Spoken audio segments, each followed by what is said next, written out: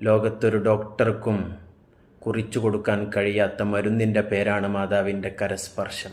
ലംസത്തുഹ തിറിയാഖുൻ ലാ യക്തുബുഹ തബീബ്. ഇന്നത്തെ ഖുതുബയിൽ ഖതീബിൻ്റെ പ്രഭാഷണം വളരെ ശ്രദ്ധേയമായിരുന്നു.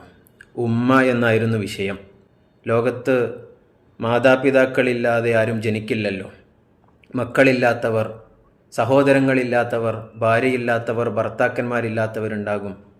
എന്നാൽ ഉമ്മയും ബാപ്പയും ഇല്ലാത്തവരുണ്ടാകില്ലല്ലോ.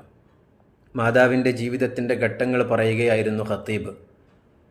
ഓടിക്കളിച്ച് നടക്കുന്ന ഒരു പെൺകുട്ടിയിൽ നിന്ന് വിവാഹത്തോടെ തൻ്റെ ഉദരത്തിലൊരു കുഞ്ഞു ജീവൻ തുടിക്കാൻ തുടങ്ങുമ്പോൾ ഉത്തരവാദിത്തമുള്ള ഒരു സ്ത്രീ എന്ന പദവിയിലേക്ക് മാതാവ് ചേക്കേറുകയാണ്.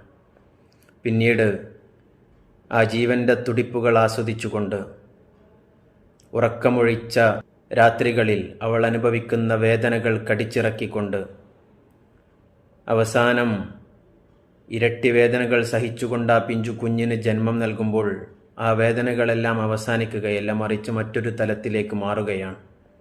അമ്മയുടെ പദവി ഒരു പാറാവുകാരി എന്ന പദവിയിലേക്ക് മാറുകയാണ്. തൻ്റെ കുഞ്ഞിന് പകലന്തിയോളം കാവലിരിക്കുന്ന, കുഞ്ഞ് കരയുമ്പോൾ അമ്മിഞ്ഞപ്പാലൂട്ടി താലോലിച്ച് താരാട്ടുപാടി അർദ്ധരാത്രിയിലും കാവലിരിക്കുന്ന കാവൽക്കാരി എന്ന പദവി. ആ കുഞ്ഞിന് രോഗമാകുമ്പോൾ ആ അമ്മയുടെ കരസ്പർശമുണ്ട്. അതിന് ആ ഖതീബ് പറഞ്ഞ അറബി വാചകങ്ങൾ എൻ്റെ മനസ്സിനെ വല്ലാതെ ആകർഷിച്ചു. ലംസത്തുഹ തിറിയാഖുൻ ലാ യക്തുബുഹ തബീബ്. ലോകത്തൊരു ഡോക്ടർക്കും കുറിച്ചു കൊടുക്കാൻ കഴിയാത്ത മരുന്നിൻ്റെ പേരാണ് മാതാവിൻ്റെ കരസ്പർശം. പിന്നീട് മക്കൾ മാതാവിൻ്റെ അമ്മിഞ്ഞപ്പാലിൽ നിന്ന്, മാറിടത്തിൽ നിന്ന് വേർപെട്ടു തുടങ്ങും. പിന്നീട് മടിത്തട്ടിൽ നിന്നും വേർപെട്ടു തുടങ്ങും. പിന്നീട് മാതാവിൻ്റെ കൈകളിൽ നിന്നും വേർപെട്ടു തുടങ്ങും. അതിനുശേഷം മാതാവിൻ്റെ അരികിൽ നിന്നും വേർപെട്ടു തുടങ്ങും. പഠനത്തിനും ജോലിക്കുമായി മക്കൾ വീട് വിട്ടിറങ്ങുമ്പോൾ ആ ഉമ്മയുടെ പദവി വീണ്ടും മാറും. ഒരു കാത്തിരിപ്പുകാരിയുടെ വസ്ത്രം ധരിക്കും.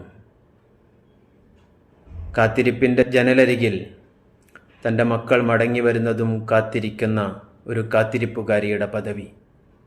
ആ ഉമ്മയുടെ ഹൃദയങ്ങൾ ഉരുവിട്ടുകൊണ്ടിരിക്കുന്നുണ്ടാകും, അസ്തൗദിഉക്കുമുല്ലാഹ്, എൻ്റെ മക്കളെ കാക്കണേ എന്ന്. അതുകൊണ്ട് വേദനിപ്പിക്കരുത്, തൊഴിക്കരുത്, കുത്തുവാക്കുകൾ പറയരുത്. സ്നേഹിക്കണം, ബഹുമാനിക്കണം, ആദരവ് നൽകണം, ചേർത്തു ചേർത്തു പിടിക്കണം മരണം വരെ ഉമ്മയെയും ബാപ്പയെയും.